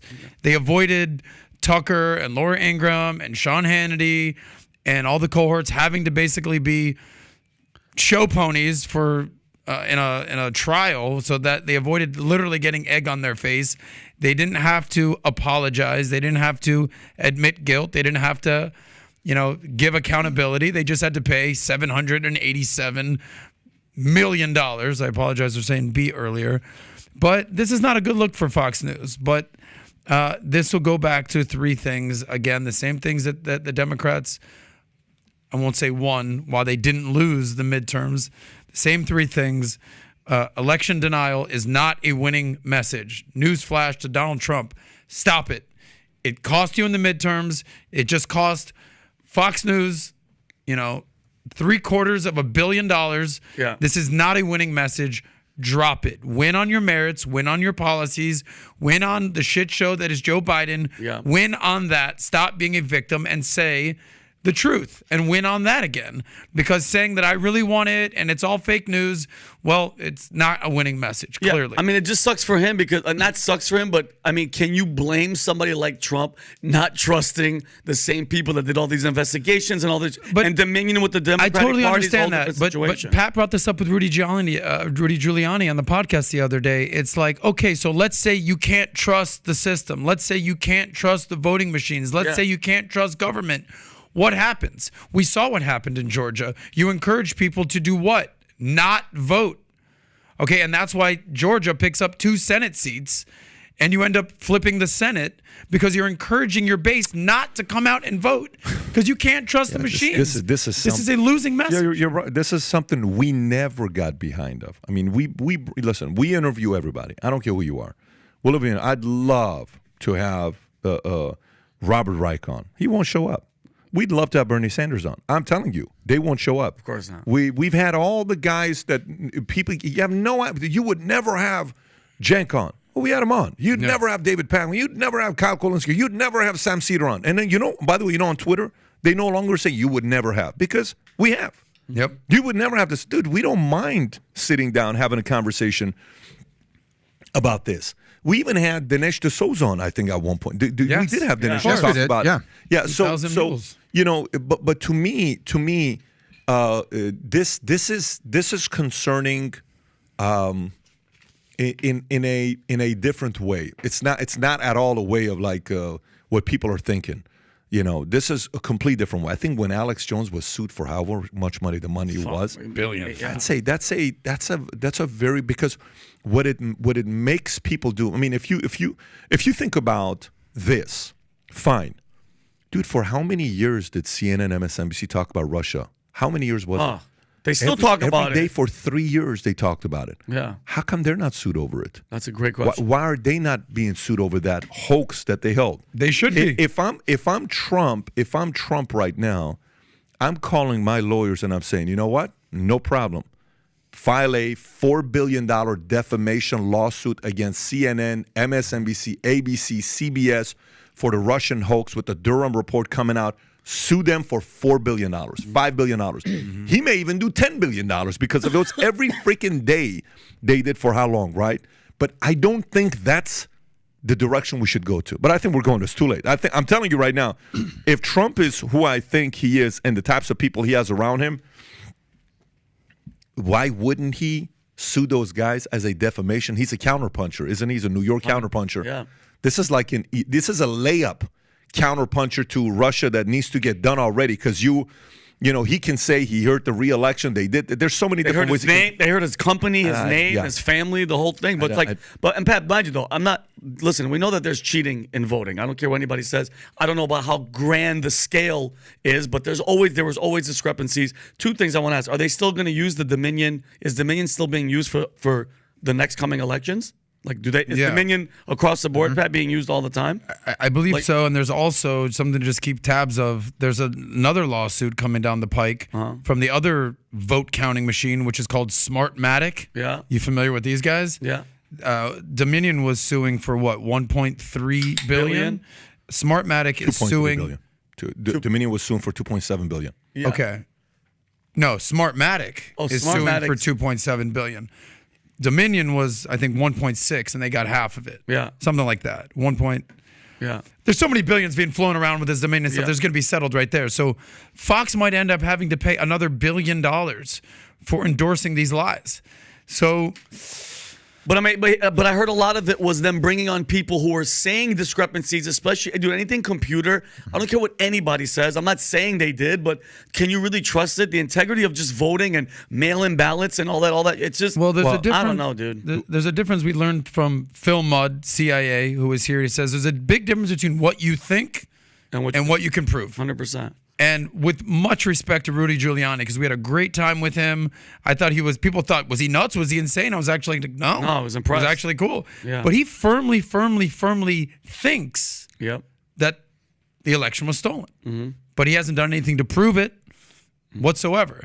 I remember vividly PBD asking me, this would have been in November of 2020, when I'd never heard of Sidney Powell. He's like, what do you think about this lady? And I'm like, this is when she was like, Hugo Chavez came back from the dead, China. Like, she's saying all these wild, over the top claims. It's like, holy shit. She seems credible. She seems like she has it going on. He says, what do you think? I'm like, I don't know. This is very odd. Mm-hmm. It turns out she ended up being a QAnon conspiracy theorist, liar. Yeah. But it again, a difference between what you think and what you can prove. A lot of people genuinely think that the election was stolen. Yeah. I get it. Yeah. But you haven't proven anything. But wait a minute. Those are two different things. A person, what this can't do, a person should have the right to think and speculate. The problem with this is, you have to go prove it is what you need to do. Yes. A lot of people that are speculating, saying the videos of people doing this, the voting, the lady pulling this and doing that stuff. No one said. A lot of that stuff hasn't been proven wrong. Yeah, it just hasn't happen. been talked about. Those are two different issues that you got to isolate. The isolating here is they kept driving this over and over. Yeah, okay, cool. I mean, it is what it is. You chose to settle. By the way, I've been part of lawsuits, and sometimes you're like, no, I'm not going to settle. I'm going to go with it. Great. It could take 4 or 5 years, and then you may pay more, or you may just say, you know what, I'll just settle right now, pay $500,000 or $200,000 or $1 million and move on. What they're doing here is they're just saying, let's settle, let's move on, let's put this behind us. We probably don't have a chance of winning this. There's a conversation that happens with the lawyer. They sit there and you say, listen, what are the chances we can win something like this? 20%, but it could cost us this, that. Okay, if we settle, how much could we pay for right now? If we win, it's going to be this, but if we lose, they could get us for the whole thing. If we settle right now, can you start talking about settling? Yes, and then they go start having the discussion. Yeah. No, this does not mean there was no possibility of any voter fraud. This just means that Dominion came in, they fought to protect their name and their reputation. Yeah. The part where I would like to see take place, which is deeply concerning, is not needing 45 days to count or 30 days to count, or however many days it was to count. Yeah. I want to get the results the same night. Yep. So when you all of a sudden say, oh, people stop working, listen, everybody gets skeptical with that. What do you mean you stop working? There's one event that happens every 4 years. You don't stop working on those days. When people don't sleep and you have a lot of tired people at work? When there's World Cup. You know why? Especially when it's another country and the game is at 2 a.m. and you're waking up to watch the freaking game. Yeah. That happens once every 4 years. It's called the World Cup. You don't say, you know what? We're going to delay this thing because, and then we're tired. No, it's an election. Sit your ass down, count the votes. If you don't want to do the job, don't be part of the counting the votes and let somebody else do it, that they take this thing valuable. But that's the area where we sit there and say, I'm sorry, that's a little weird. Yeah. What do you, so for the people that are skeptical about those types of things, I'm fully supportive of that, because we should sit there on election night and go to sleep knowing who our president is for the next 4 years. We shouldn't go to sleep and saying we're going to need 35 more days to count. My 6-year-old knows how to count up to pretty high number. If they're looking for people to count, I can send 4 people of my kids. Yeah. Even Brooklyn is learning how to count. She's 23 months old, okay? So if they need help, we got some support here for them. Yeah. I'll say one thing. I fully agree with you, 1,000%. There is a difference between being skeptical and questioning and being certain.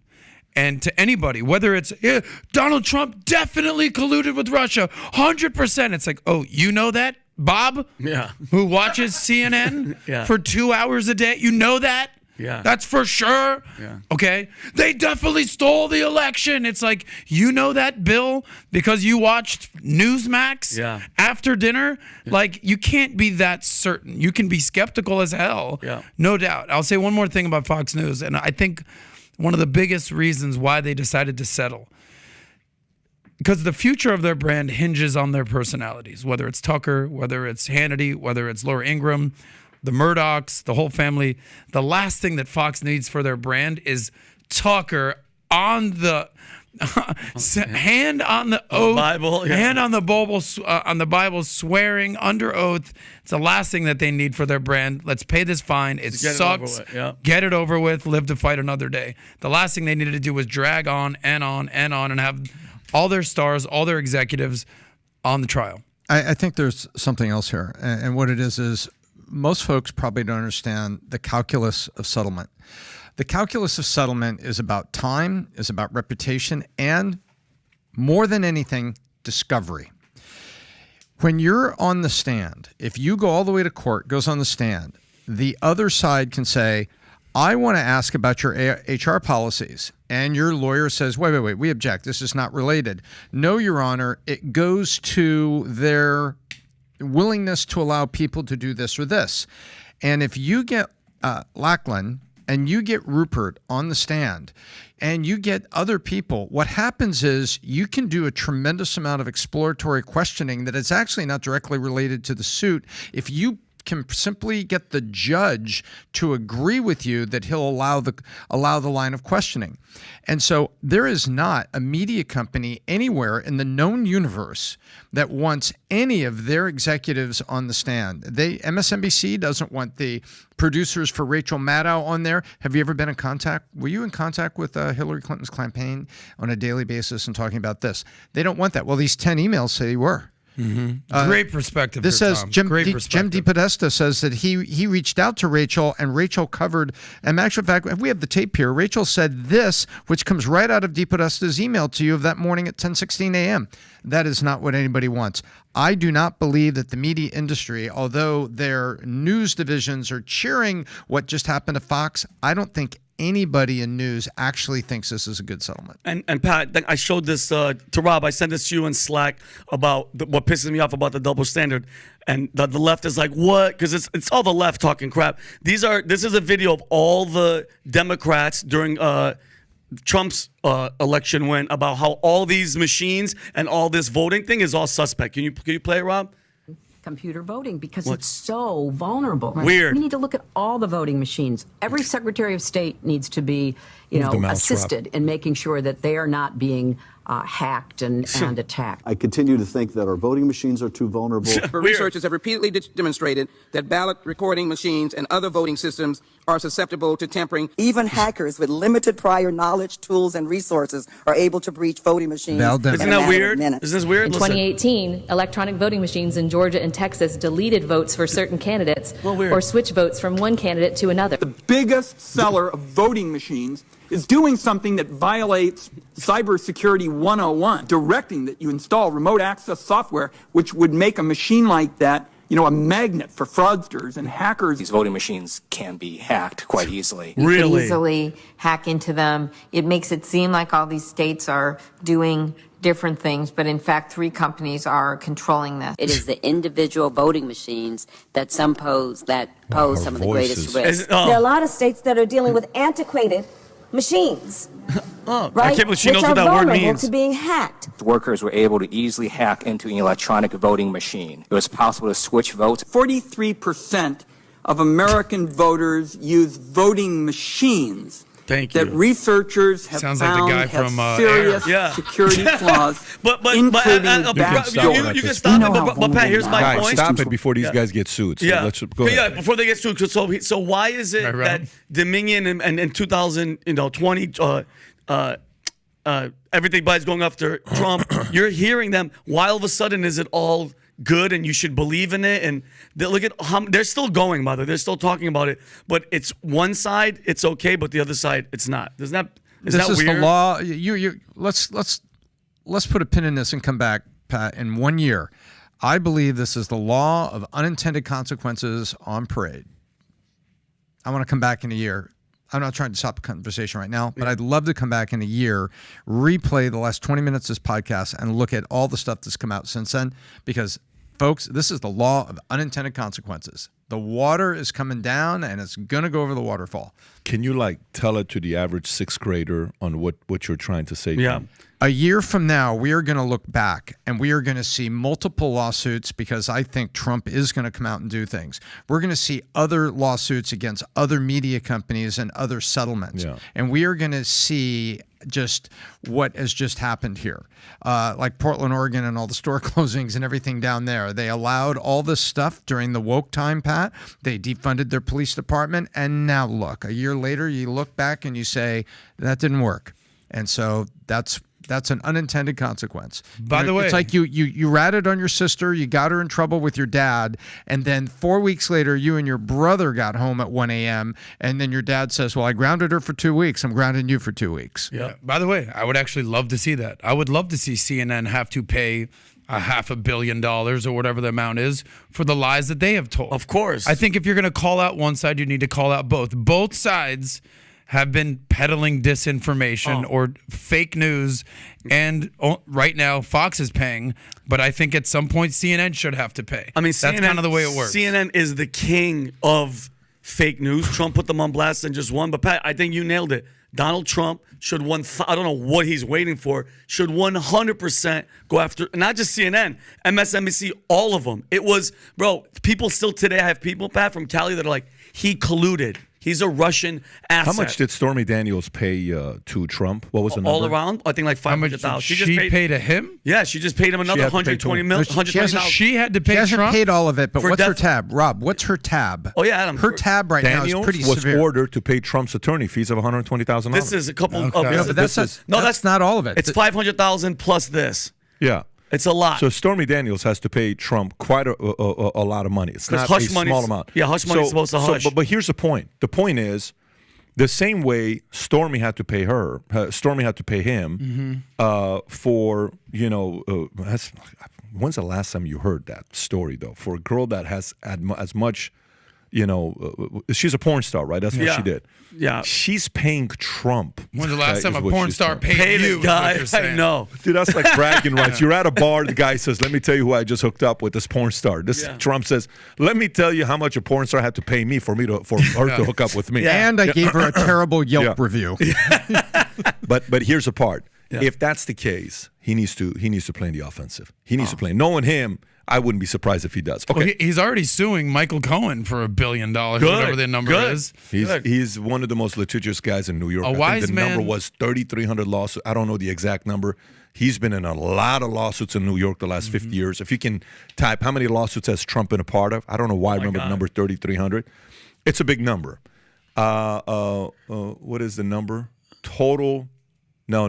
This is I'm like Book of Revelation. Go ahead. Rob, you were I was going to say, a wise man once said at the beginning of the new year, this is the year of investigations It is and not. lawsuits. PBD. It is not going to slow down. It is not going to slow down. Okay.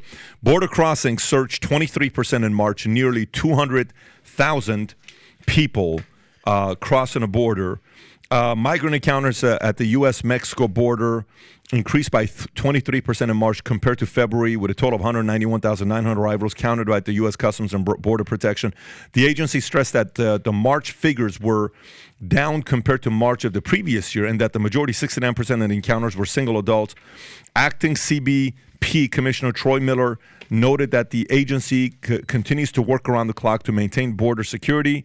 They emphasized that the increase in migrant encounters between February and March is typically as winter temperatures rise, and the 23% increase was significantly less than the 34% surge of the same month last year. This, by the way, how big of an issue, Tom, will this be for 2024 elections? This is going to be huge because, you know, what's not being covered is the crime that Arizona and New Mexico and Texas are facing.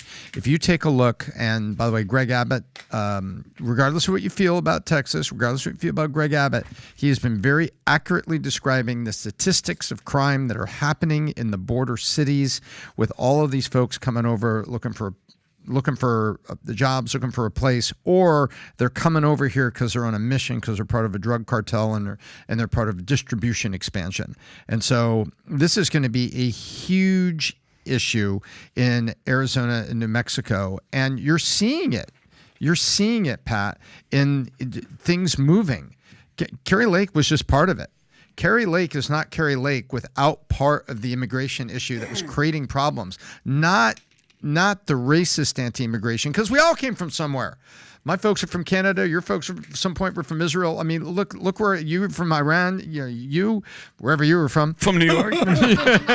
You know, it's like wherever this guy's from. No, but we're all here from somewhere. Give us your tired, your poor. We all come from somewhere. But the problems that were happening in Arizona, that led to the emergence of Kari Lake. And so you take a look at this is still a huge, huge issue. And by the way, these folks need housing. So to all of the people in Hollywood and music industry who kept threatening to move to Canada, will you please go? We need room. Yeah, exactly. And mind you, let's not lie to ourselves. These are, like we talked about it before, these are all votes for Democrats. Because I don't know if you watched, Mayorkas has been on like the Judicial House. They've been on all these hearings where they're like, the Republicans are grilling him. They keep telling him about all these numbers, all these kids that are coming over. Pat, they're making these 15-year-old kids work. And he's like, what about the labor laws? And no answers, no straight answer. He always floats around it. It's a crisis. Like, look at 23% surge in March. It's want systematized, these people, 100%, and they want these people here. What about all the kids? They're actually having kids work. All these kids that are disappearing, that are coming over the border because their unaccompanied children has skyrocketed, and it's like the left doesn't care. All they have to say is, "Oh no, we love them, we care." They don't give a damn, bro. Those are going to be votes. Trust me. Those are votes for the Democratic Party, because they're going to remember those people who let them in. Because you know what they're going to say? The Republicans said, no. But remember, Democrats, they wanted you to come in here. So, did you see the exchange between Hawley and Alejandro Mayorkas? Did you see that or no? Let me send this to you, Rob. I'm gonna text it to you if you can pull this up. It's a very interesting exchange that these guys have. Obviously, he gets pushed pretty hardcore. Let me see if this is the one. Yeah, I think this may be the one. And Pat, he never answers one question, right? He never answers one straight answer ever. Mayorkas, he's just and he has that smirk on his face because he knows what's going on, bro. He was put there to just let everybody come in. Play 100%. The second one I'm sending to you, not that one. Play this one I'm about to send to you today. Hawley's a pretty, he's a gangster. He doesn't back down. He's pretty tough. I just sent you the second one. Play the second one from C-SPAN. He's an OG. On what these guys are doing. It's just kind of like, well, look, you are misstating the fact so terribly, Yep. It's a sense of casualness with the issue that's going on at the border. But I do believe this is also going to be another one of those top 5 issues that will be brought up in the election in 2024. If you can make that bigger and... Yeah, this guy, he doesn't play games. Holly goes after him. Again, as shelters filled with children, the administration began loosening vetting restrictions and urging case managers to speed the process along. You have at every stage facilitated this modern-day indentured servitude of minor children. Yep. Why should you not be impeached for this? Senator, I look forward to discussing this issue further because you are misstating the facts so terribly. I am reading you the facts from articles in the news, and your usual modus operandi is what you're doing again today, which is just to deny. Yeah. Why have you permitted 345,000 children to come into this country unaccompanied? Why have you permitted thousands of them to be abused and exploited? Yep. Senator, what we do is we enforce the law. But let me just say this. Look. Where and when? Yeah, no answer. Not one, Pat. They got. Keep playing. No, Is it's it done. over? But guys, mind you, for everybody that's watching this too, go and watch these in full length. He doesn't answer one question. The Republicans are the only ones holding his foot to the fire. You know what the Democrats are saying when they ask them questions? They're like, "So you're letting these people, you're helping these people." What's your favorite video game? Like stuff like that. Yeah. Like it's insane. And again, these are going to be one of those points where when it comes to voting time, people are going to say, "Listen, look at the border. Look how many are coming over. Look at the surge." But dude, by that time, it might be too late. So it is a real issue, though. It is a real issue. And by the way, I saw if you have Megyn Kelly's clip, Megyn Kelly responds and she's furious with some of the stuff that's going on. If you have a video, she did not hold back. And man, I hope the Megyn Kelly, who is a dog, she's a fighter. Yeah. When I say dog, I mean like a good fighter. Yeah. Like she's an attorney. She is a beast. I hope she. And by the way, she goes after everybody. So it's not if you want Megyn Kelly, you're going to get all of Megyn Kelly. Oh, right? Love it. And I don't mind it. I think she's tough, and I think we need her voice. And what is she saying? Check this out. Look at what she says here. Nike sponsoring Dylan Mulvaney now for No, not this one. This is not the one. Nope, this is not the one. It's what she talked about yesterday with the sports bras. With not just the sports bras. She says I go to the gynecologist and I'm having and she says how frustrating it is to go through that. And this girl is saying you don't have a vagina, you have a hole. Okay, and she just went off. You guys didn't see this? I find that. Oh man, I thought Rob had it. No, we can go to the next story. I'll look for it and I'll send it to you. Yeah, it's a very, very okay. I'll promise to talk about it here today. We got 15 more minutes. We'll go to another story and we'll come back to this. So, 50-state report. GOP-led states are in best economic conditions. Okay, GOP-led states are in best. That's not she didn't have that top on. I can tell you exactly. She had a navy blue top on. Okay. So the American Legislative Exchange Council released a report ranking all 50 states best to worst for economic conditions based on 15 metrics, mostly related to state tax environment, with Utah ranking as the number one state, followed by North Carolina and Arizona.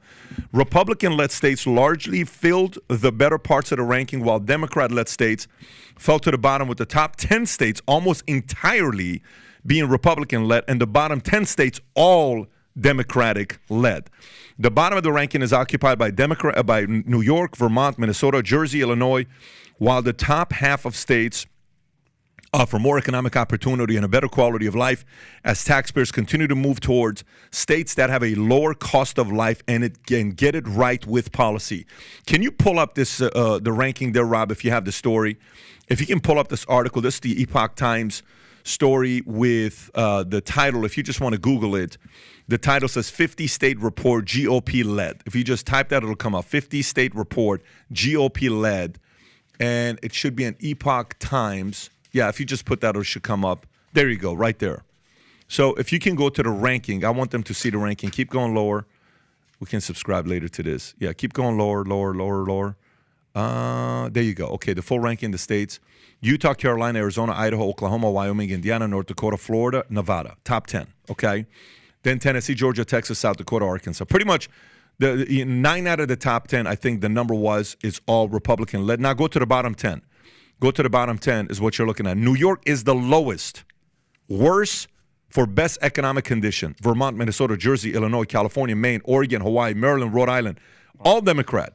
Pretty blue. Connecticut, New Mexico. So this right here states if you want a fighting chance with your savings, with taxes, with growth, with you to have a shot at having a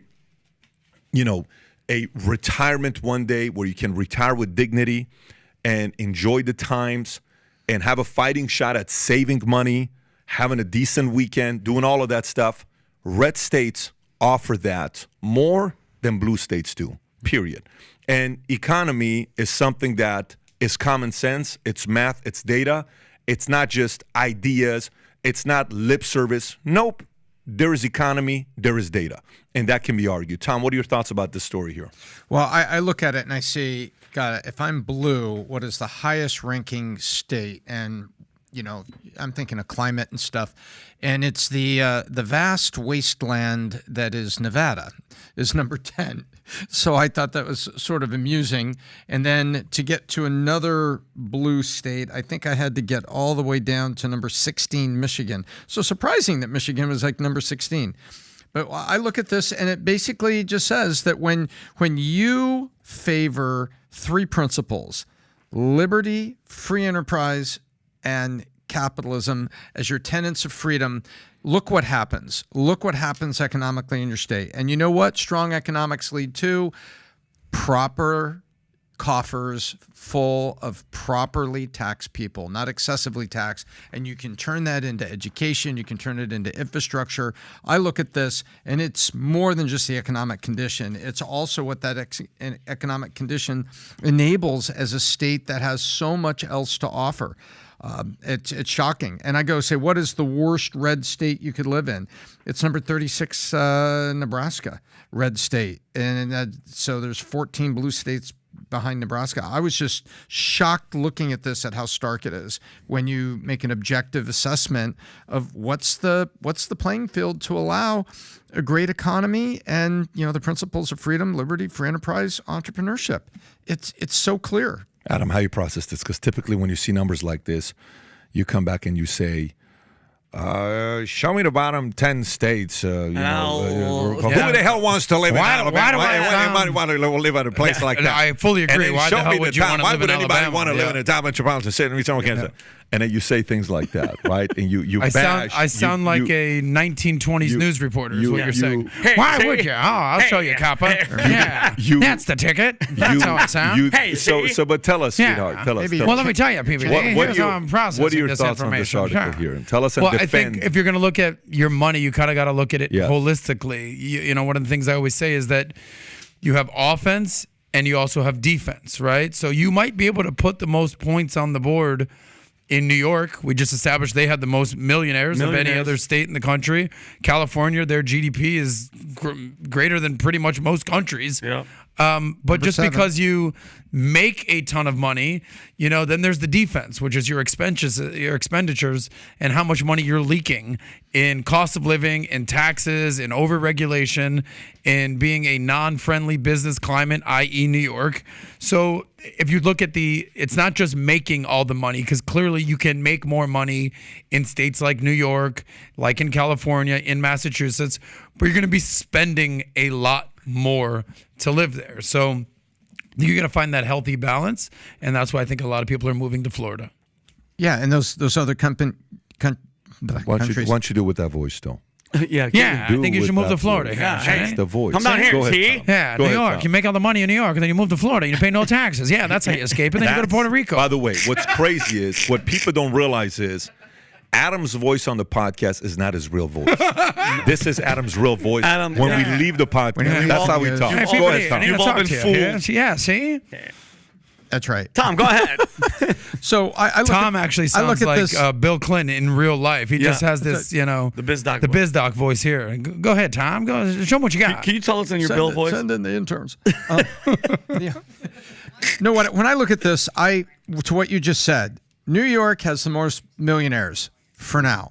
California is the number 7 economy in the world for now, because we're seeing the drainage. There's a leak at the bottom of them, and 5 years from now, what is that going to look like? But that's very true. A tremendous amount of wealth was made. Without Silicon Valley, we don't have the iPhone and tons of other products that have made life better. Without the venture capital industry, you don't have electric cars and a lot of things that have made life better. California is not all bad. This is talking about right now, what has the leadership of these states done to give an economic playing field now to keep it? And these guys are deep into the second half of their game, and they're losing it, and they're fumbling the ball, and that's why people are leaving. Great sports analogy. That's a great sports analogy, Tom. That's a ticket. Hey, Tom, you did very good, Jay. What's this guy going to do? When you talk like that on a date, how do the girls feel? My God. I talk like this, Coppa.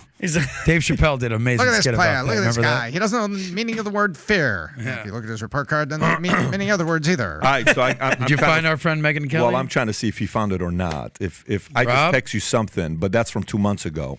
There's another thing that just came up from a day ago, which I'll find here for you. Did you see the one I just sent you?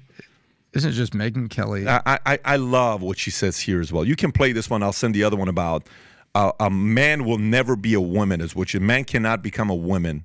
A woman cannot become a man. That's from a day ago. But I want you to play this first. So watch this one. Watch this one. It's 42 seconds. If we don't find our voices and start speaking up against this nonsense, we can kiss every woman's space goodbye. We can kiss women's rights goodbye. No, Rob, we that's can not the kiss one. sorority. Rob, did I not text it to you? Last text I have is Josh my Hawley. bad. I texted to myself, man. It's my fault. I just love her just sent it to you. Come on, PBD. Come on, PBD. Step your game up. Then do you have it? You texted it yourself. I Do you just have it? texted to him. He has it now. By the way, it's very fun to talk in that voice. Oh God, PBD, give it a shot. Why are you misleading people where we know that's your real voice? That's his bedroom voice. Why are you doing that? Hey, girl, come Why over are you here. acting like you have this flawless voice or whatever? And it's right? like James Cagney in 1955. Yeah, that's what Yeah, that's what it is. Judy. Okay, go ahead, Rob, if you got That it. guy. Why is it making my blood boil that Kristen claims to have a gynecologist? Part of it is, I just actually went to the gynecologist. It's never particularly pleasant. The exam doesn't feel particularly good. The pap smear is very uncomfortable. No one looks forward to that. We actually have things we need to worry about, like ovarian cancer, things that are particular to that exam and that relationship that no fucking man is ever gonna have, all right? So that guy doesn't have a gynecologist. That guy has a hole that a surgeon created at best. There are things that make women special, and there are things that we've overcome and that we must overcome as women in order to thrive in this life, whether it's the threat of sexual violence or, being attacked as we walk home from college bars to our dorms, the fears that you have when you go to the gynecologist, all those things, they're baked in. And it's part of what makes women so incredible and strong. And you can't just become one and take all of our things because you did or did not have a surgery or you put on a dress. It doesn't work like that.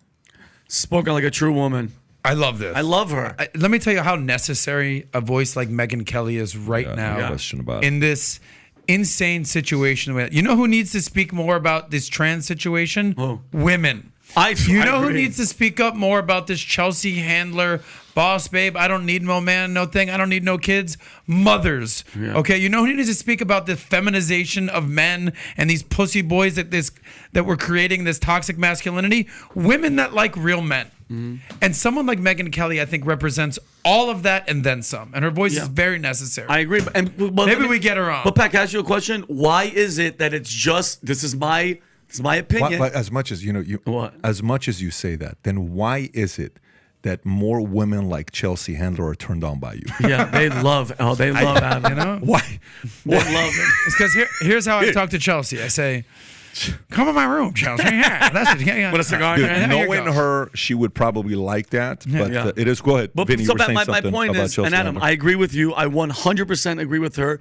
But is it just me, or are we just seeing the voices that are sticking up for these people? It's only from the right. The left, they can't even define what a woman is. They asked the who's that? The girl that went up for SCOTUS. She couldn't even. They're like, "What's a woman?" She goes, "I'm not a biologist. I can't." Why is the left so one? Is it just pandering because they?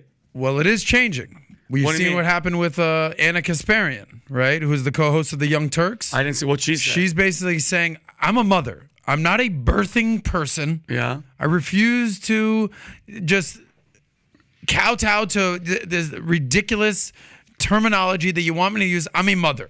Yeah. And I'm not going to be ashamed for being a mother. I'm not going to start using phrases like birthing person. Yeah. But Okay. I'm talking about. But that's it's starting to change. But we just discussed that that's the other one night. person. But I'm talking about the Biden administration. Everybody in the White, none of them. They're worshiping these people. They're going to start bringing a bunch of these TikTokers. But here's what I think about that. Let them do it. Exactly. I think you let them do it, and I think election time, you're going to see some of the people that are going to say, look, common sense eventually catches up, okay? When we're kids, we don't have a lot of common sense. We think our parents are idiots. We think they have no clue what the hell they're talking about. And then the more and more you age, the more and more you realize, these old people living there, they're kind of smarter than me, okay? It's kind of annoying.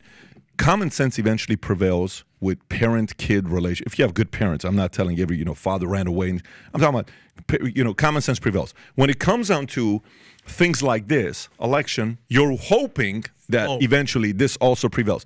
I want to play one more clip by Megyn Kelly, then one more clip by Piers Morgan debate, which is phenomenal, and then we'll wrap up the podcast. You guys got to see this. Play this next clip with Megyn Kelly. Go Megyn first. I send that one to you as well. Okay, go ahead. Seeing people like Riley Gaines, the swimmer we discussed, chased into some room as a kidnapped victim because she tries to stand up for fairness in sports. And they've had it. They've seen kids who, instead of getting honest psychological care, only get affirmed. You're right. You are a boy. You're not a girl. You should go on cross hormones immediately. They get sterilized. They go right to puberty blockers, right to cross-sex hormones, and they are sterile. Not only that, no orgasms for them in their future. Nice. Is that informed consent for a 14-year-old who's going through body issues and that's all? What she really needed was a good, honest therapist? No, we're standing up and we're fighting, not because of some stupid group that decided to make a wedge issue out of it, but because the leftists have lost their mind and some of us still have a tether to the truth. Men cannot become women. Women cannot become men. Biological sex is real. If you've got issues with respect to your gender, you can work them out on your own time and manifest them however you want. Doesn't make you a woman. Beautiful. I love it. Where she's at, man. She's She's getting fired up. I love it. People think about her, I want to remind you of something. This is a lawyer. She went to law school, and then she was working for Jones Day, and she was one of her key clients was a company called Experian Credit Company. And so what you see here is well-reasoned argument. This is not a lunatic. This is well-reasoned argument, and this is exactly, if this is what you're thinking and this is what you're feeling, this is what you should be expressing with friends and family. Maybe not with that tone, but expressing it with friends and family. I'm talking to my daughters. They're asking me questions. I'm talking to people, not just at church where people think a lot the way I do, but other people I run into. A reasoned thing. I'm not hiding my opinion. I'm not sitting behind anything. And she is a flag carrier for what we should be saying because there's truth in there. This is not her lunatic opinion. This is truth. Yeah. No, that's great. And by the way, this happened yesterday or 2 days ago on Bill Maher. Katie Porter and Piers Morgan went back and forth. And if you haven't seen this, Piers is her? You got to see this. So watch this exchange. Mike showed this. Go ahead. Play this. He should be able to have a civil debate. Nobody, including Riley Gaines, who I disagree with strongly, should feel What do you disagree with out of interest? I think that it should be up to sporting bodies to make the decisions about who and how should compete. What has she said that's actually wrong? I think that what she has done is try to turn this. We talked about people, becoming using things to kind of get likes and get clicks. That's not what she's doing. It's not? I've got no truck for Riley Gaines personally, but all I've seen her do is stand up for women's rights to fairness and equality. Well, she actually competed against Leah Thomas, and it was obviously unfair. Leah Thomas won one of the races in the NCAA championships by 50 seconds against a bunch of biological females who simply couldn't keep up. That cannot be right. It cannot be fair. That is something. Common sense is clapping. Common sense is clapping. Past the room isn't. Bodies should be dealing with. And by the way, sporting bodies. Riley is speaking up for herself, and that is her prerogative, and I respect No, her she's speaking I think she's speaking up for pretty much every female athlete in the world. Yes. Common sense claps again. Wasn't that the point They're of Democrats, Title by the way, the IX? audience. Yes. Majority. Title IX in the early 70s was something that was it was a major event in feminism, that we finally have this law that says at colleges, right, and I think high schools too, but definitely colleges, women's sports have to be given equal to men's sports, so that women aren't and this led to the WNBA and lots of other stuff. This seems to be the opposite of that. It seems to be so many instances, I think, where wokeness is the opposite of what I grew up as liberalism.